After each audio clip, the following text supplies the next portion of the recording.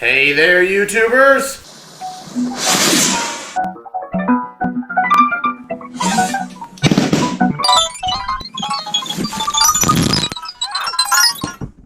Hi there, Dr. Sheep here. Welcome back to another Astrophysics video.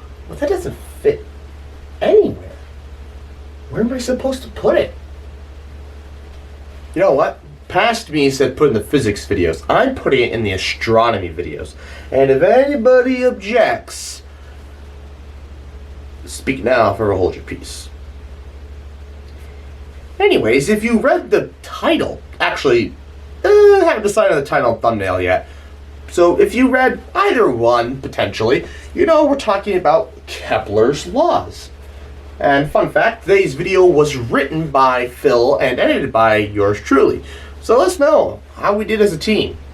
To start things off, who the hell is Kepler and how did he get to have laws about planetary motion? Kepler, as we should probably refer to him as Johannes Kepler, was a German astronomer born in 1571 who helped contribute to the scientific revolution of a new age of thinking and pondering our place in the solar system. Wow. In 1609, Kepler published his first two laws in his Astronomia Nova. Sorry if I butchered that. I'm a white person living in America. Then in 1619, he published his third law in his Harmonics Mundi. Kepler was a supporter of the Copernicus model of the solar system. What is the Copernicus model, you might ask?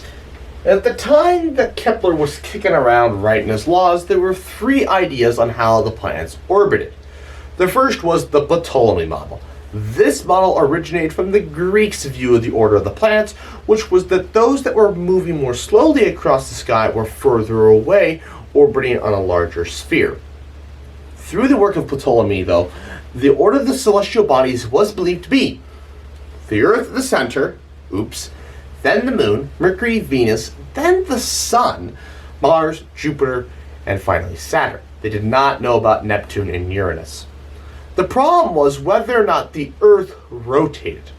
Some Greeks believed that the Earth did in fact rotate and was not at the center. This was because the stars were believed to be very far away and not moving. If the stars did actually move out in the heavens, they would have to do so at tremendous speeds. Also, since the night sky changes throughout the year, it was seen to be further evidence that something, either the Earth or the Sun, was revolving around the other. Then there's the Copernicus model, which put the Sun at the center of the solar system and switched the order so the Moon was closest to the Earth on its own little orbit. Finally, we have the Tycho Brahe model, which went back to putting the Earth at the center. What a schmuck. But it had more complicated orbits to accurately represent the night sky. We'll discuss Tycho Brahe more in just a little bit, but first let's get back to Kepler. As stated before, Kepler was a huge supporter of the Copernicus model.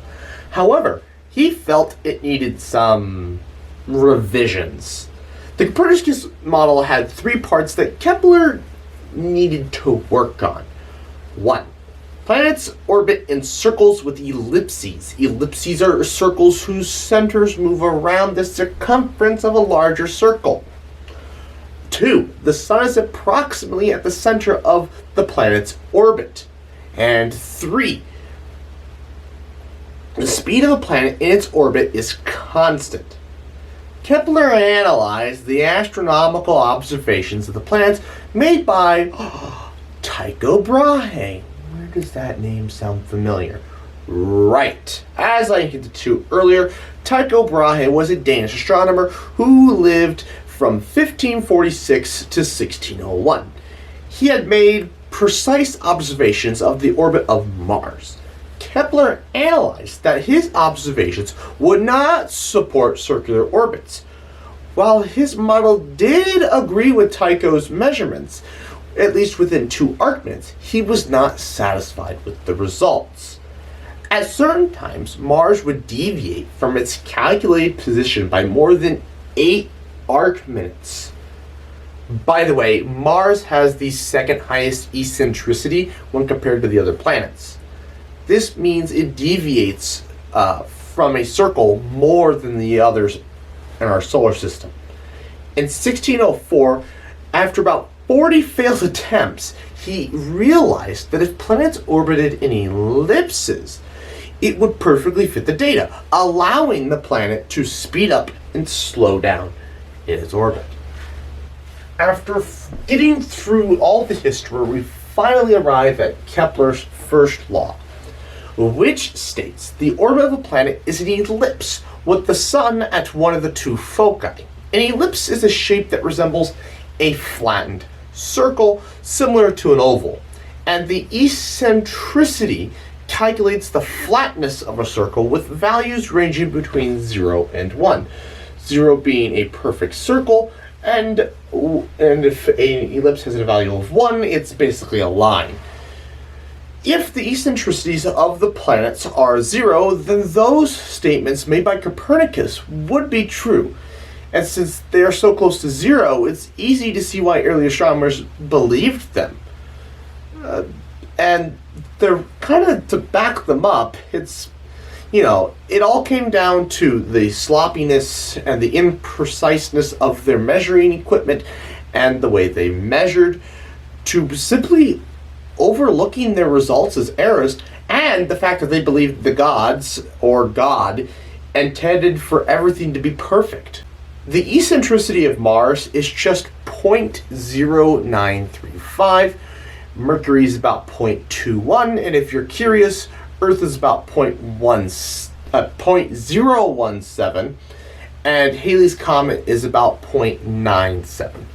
Within the ellipse, there are 2 points called foci, and these are just reference points to help define it, and the sun is always at one of them.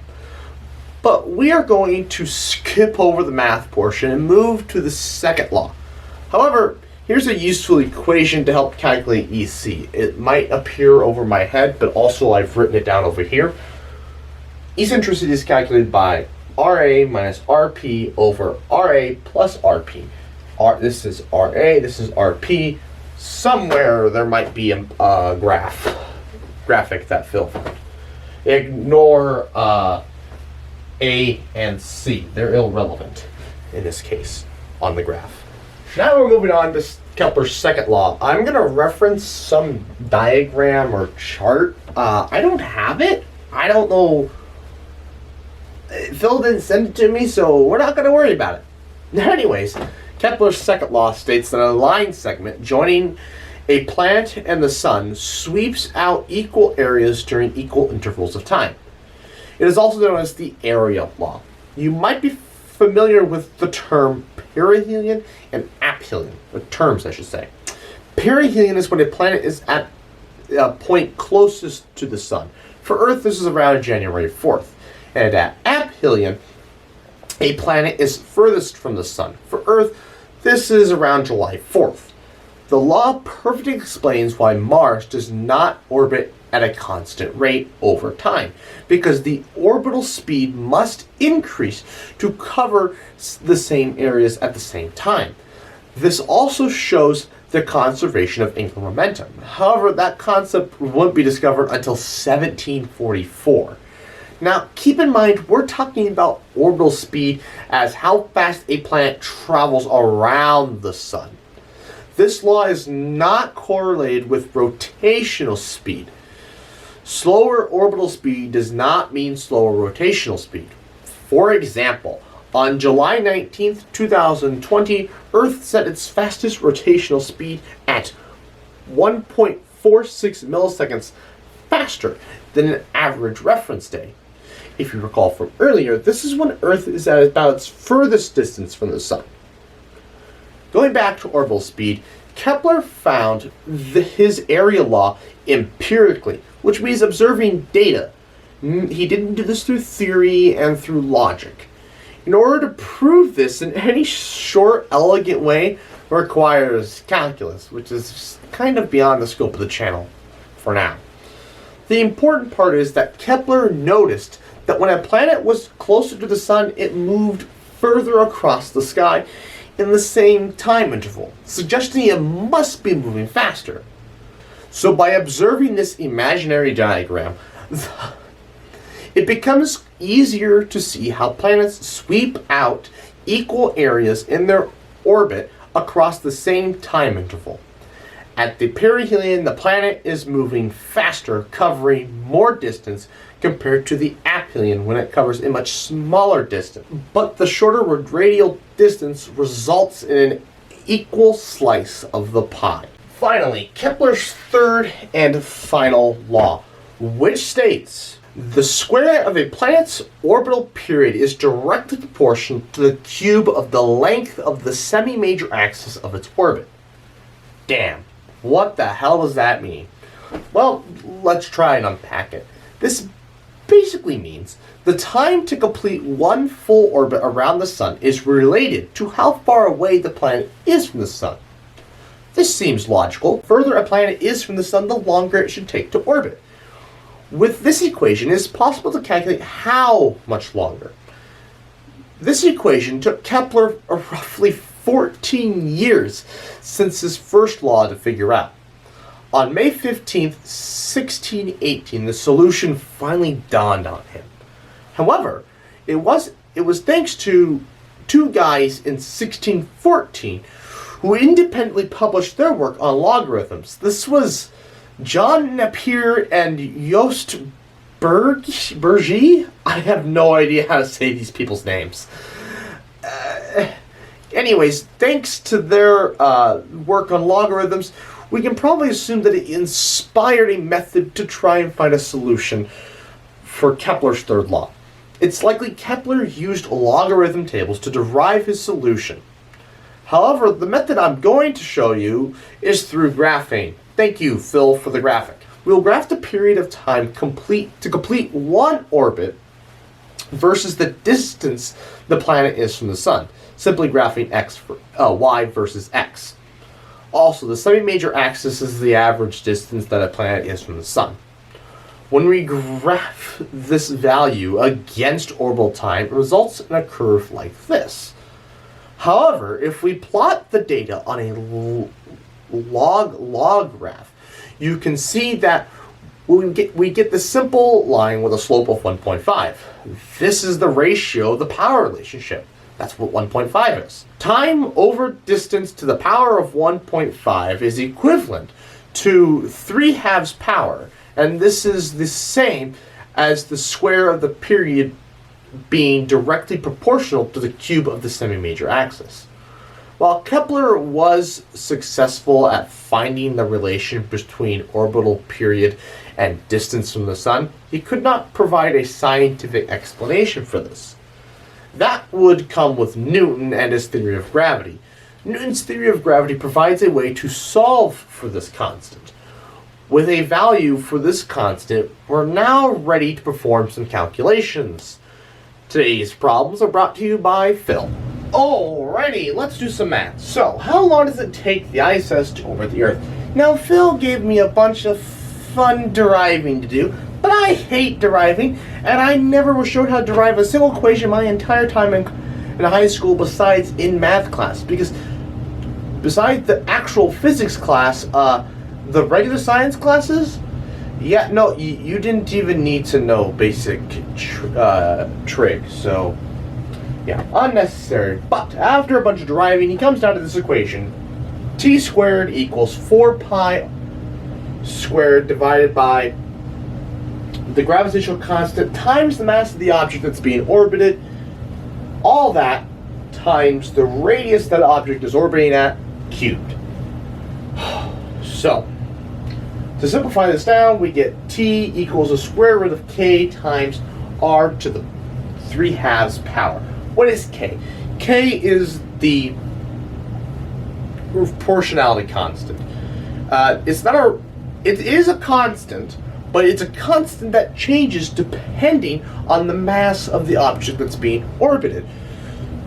And as you'll see in our next equation the next problem we'll do, K stays the same. And really the only thing that's going to change is the radius. But for this case, we have the mass of the Earth, and we have big G. Big G is the gravitational constant, as we know it today, which is 6.6743 times 10 to the minus 11. So, do all that math, we get K as 9.91 times 10 to the minus 14, with some sort of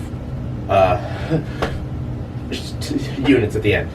Anyways, over here now, we got to calculate the radius. And the radius isn't that simple. It's the radius of the planet or object that's being orbited plus the distance that the orbiting object is at. In this case, that's the radius of the Earth plus the height the ISS is orbiting at. We get 6,787,000 meters. We plug these into our equation and we get it in seconds. Now, I couldn't read what power Phil was doing, and I had already done a bunch of math trying to figure out how to read Phil's stuff, and I didn't feel like figuring out what power it was supposed to be because it was written in scientific notation. So I'm just writing you the actual time in minutes, which is very close to what it actually takes. So it's not exactly the same. So there you go. That's how you do it. It's pretty short without the deriving, but deriving sucks. So you just gotta be careful when you're plugging things into the calculator. Take it one step at a time, take it apart, and just kind of piece things together. Otherwise, you'll screw it up. So on to the next problem. How long does it take the moon to orbit the Earth? All you need to know that's different from here is the distance of the Earth, the distance that the moon orbits the Earth. So you start working on that after a quick Google search, and I'm going to get you the answer. Now it's time to supersize. How long does it take the moon to orbit the Earth? Well, let's find out, shall we? Now, the only thing we had to change from the ISS equation was the distance to the moon instead of the distance to the ISS. Otherwise, the radius of the Earth stays the same, and the proportionality constant stays the same because we're still talking about the Earth. If we were talking about the Sun and another object orbiting it, we'd have the mass of the Sun. But we're still talking about something orbiting the Earth. So the proportionality constant K stays the same. So our radius, our radius of the Earth plus the distance to the moon is 390,371,000 meters.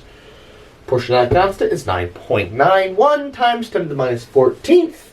And our answer, after you plug it into T equals square root of K times R to the 3/2 power, we get 2,369,000 seconds, or 27.4 days.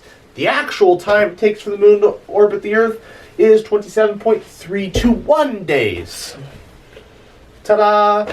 Now, Phil made one note that said this is one sidereal orbit. I cannot remember what sidereal means, and I do not feel like Googling it and explaining it because Google is in the other room, and I don't feel like typing that into Google directly. I just like to say it out loud.